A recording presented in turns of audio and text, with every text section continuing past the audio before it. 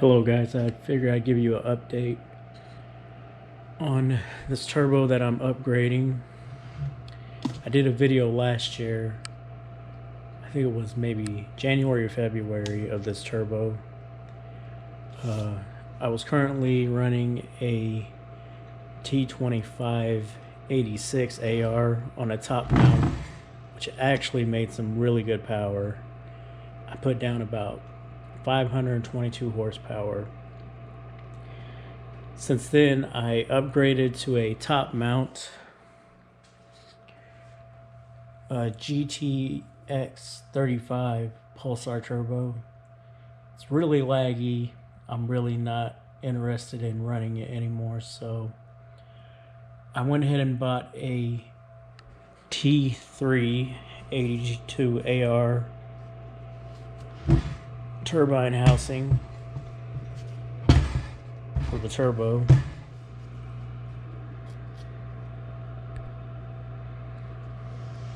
Should give me a lot more flow, definitely a lot more power. So today I will be taking the old turbo off, well, the big turbo off, and putting this one on.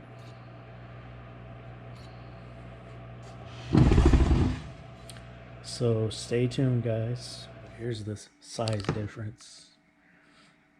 Both Pulsar turbos. This one's a GTX3582R, and then my GT3076R. You can definitely tell a difference in wheel. This one was just so laggy.